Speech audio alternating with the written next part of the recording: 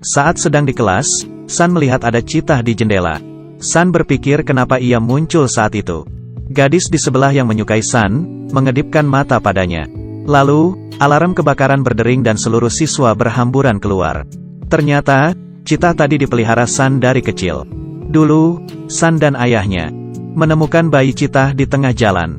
Mereka kasihan lalu memungutnya. San memberi bayi citah itu nama, Duma. Duma dengan cepat membaur di peternakan. Ia tidur bersama ayam. Duma tumbuh besar dengan pesat.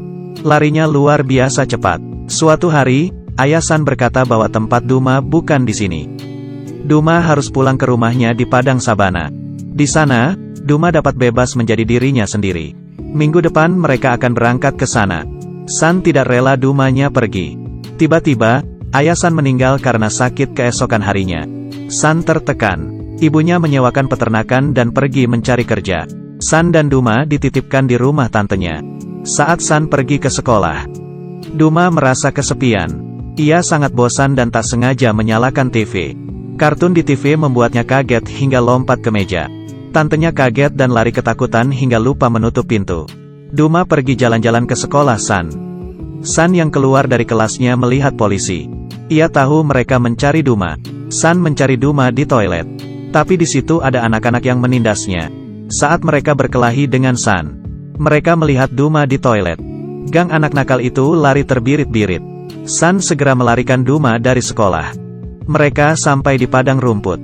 San akhirnya sadar tempat Duma bukan di sini. Sesampainya di rumah ia nyekar ke makam ayahnya dan memberi ibunya sepucuk surat. San dan Duma berangkat ke Gunung Erongo yang sangat jauh dan harus melintasi Botswana, padang garam Maggadik-Gadi, dan Okavango Delta terlebih dulu. Sesampainya mereka di padang garam, bensinnya habis. San harus mendorong motornya. Tak tahu sudah berapa lama, mereka melihat sebuah bangkai pesawat. Malam itu, mereka menginap di sana. Esok paginya, San mendengar ada orang yang mencoba membawa motornya. San bertemu dengan Rip Kuna, seorang pria hitam. Kalau Rip memberi San air, San janji akan mengantarnya. Setelah minum, San memodifikasi motornya. San memasang parasut yang ia temukan di bangkai kapal. Cara itu rupanya berhasil. Motornya jalan lagi. Rip juga menemukan air. Tapi, San masih lapar. Saat melihat burung unta, Duma mengejarnya. Karena mereka tidak jadi makan daging burung unta, mereka memutuskan makan telurnya saja. Rip tiba-tiba memiliki niat jahat. Ia menyarankan San menjual Duma. Dengan begini, pasti ia dapat banyak uang. San bilang, teman tidak boleh dijual. Rip bertanya, apa kamu tahu mau kemana? San menunjuk peta Gunung Erongo. Rip bilang, di situ sangat bahaya. Kamu mungkin mati dimakan singa. Gertakan itu tidak mempan. Akhirnya Rip memutuskan untuk nekat saja. Ia berkata ia tahu daerah itu. Jadi, ia bisa mengantar San. Dengan begitu, San bisa menghemat waktu.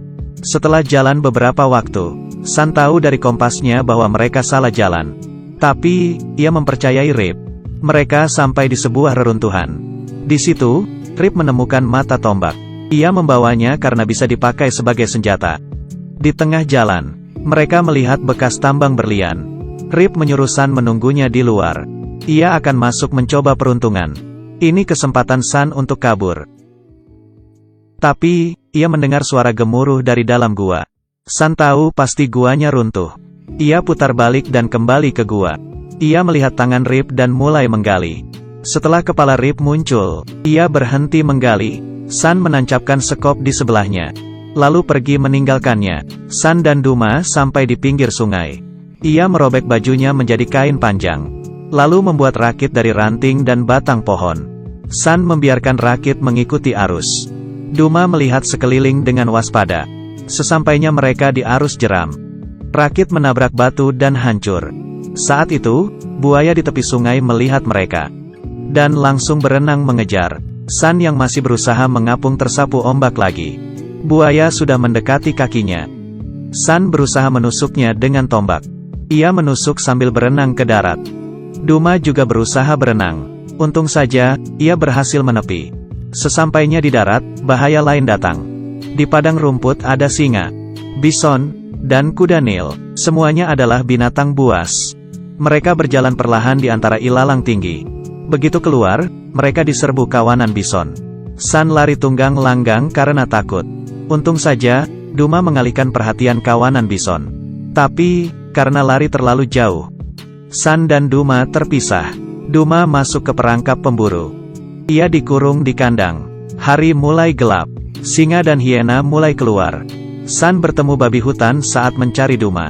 Ia lari dalam kegelapan. Sun terpeleset dan pingsan. Saat ia bangun, ia melihat Rip dan Duma.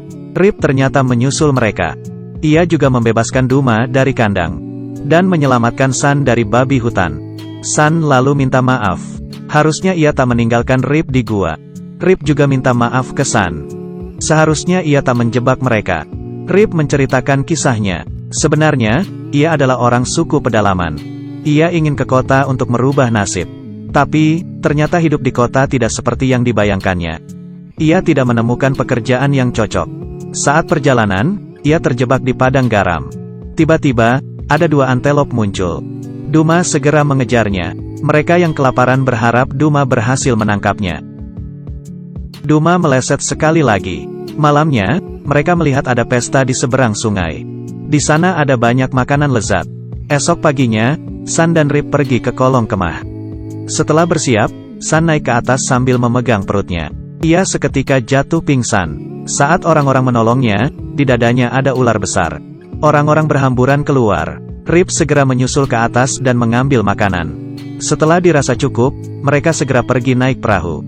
Di atas perahu, Sun memberi Rip uang tanda terima kasih. Rip berkata ia tidak mau uangnya. Sun bilang, kalau kamu tidak mau, aku buang ke sungai. Rip menerimanya, tapi ia menukarnya dengan sejumlah permata. Mereka melanjutkan perjalanan. Di sana, ada bangkai antelop sisa dimakan singa. Duma langsung lari dan makan dengan lahap. Saat Sun mencegahnya, Duma marah. Rip berkata pada Sun, inilah alam rimba yang sebenarnya. Sun mulai menerima Duma yang baru. Malamnya, Rip membawa mereka ke gua untuk istirahat. Katanya, kakeknya pernah datang ke sini. Di dalamnya ada gambar manusia purba. Rip berkata, rumahmu terlalu jauh dari sini. Tidak ada jalan kembali. Duma harus pulang ke habitatnya. Baru kamu bisa pulang mencari ibumu. Paginya, mereka melanjutkan perjalanan. Rip berkata, desanya sudah dekat. Rip tiba-tiba berhenti. Badai lalat CC menyerang mereka. Demi melindungi Sun dari gigitan lalat, Rip menutupinya dengan jaketnya. Lalu memeluknya. Tapi, seluruh tubuh Rip digigit. Setelah lalat CC pergi, Rip mengalami penyakit tidur dan merasa lemas. Saat itu, singa melihat mereka. Rip berkata bahwa Sun harus menyalakan api untuk mengusir mereka. Tapi, hujan turun. Rumput-rumput basah, di mana Sun bisa menyulut api. Rip mengeluarkan uang pemberian Sun. Setelah Sun berhasil menyulut api, kondisi Rip sudah sangat parah. Ia terbaring lemah dan sesak napas. Hanya Sun yang bisa membantunya sekarang. Sun sendirian lari ke desa. Tapi, kawanan singa juga melihatnya. Singa mulai mengejar Sun. Untung saja, Duma datang tepat waktu dan mengalihkan perhatian mereka. Akhirnya, Sun sampai di desa. Tapi, mereka memiliki kendala bahasa. Ia memakai bahasa isyarat dan tampaknya berhasil. Saat Sun membawa bantuan untuk menyelamatkan Rip, Duma mendapat teman dan bermain. Rip digotong ke salah satu rumah penduduk. Mereka mengobati Rip. Siapa sangka, ternyata yang membantu Sun adalah keluarga Rip sendiri. Ia lalu mengenalkan Sun pada anak dan istrinya. Melihat keluarga Rip berkumpul, Sun pergi ke padang rumput. Ia berteriak memanggil Duma. Sun melihat Duma dan temannya lari. Mereka berhasil menangkap satu antelop. Sun tahu Duma juga telah pulang ke rumahnya. Dari kejauhan, Sun melihat Duma. Ia teringat pesan ayahnya. Di sini, Duma bisa bebas berlari, mengejar, dan menerkam mangsa. Duma berlari ke arah Sun. Ia membelainya terakhir kali sebagai tanda perpisahan. Sun lalu pergi sambil menangis. Sun mengambil motornya di padang Kalahari dan pulang. Di ladang, ibunya melihat Sun telah pulang. Mereka lari dan berpelukan sambil menangis haru. Film selesai. Oke, aku Kaki Minyak. Like dan follow, ya. Sampai jumpa di episode berikutnya.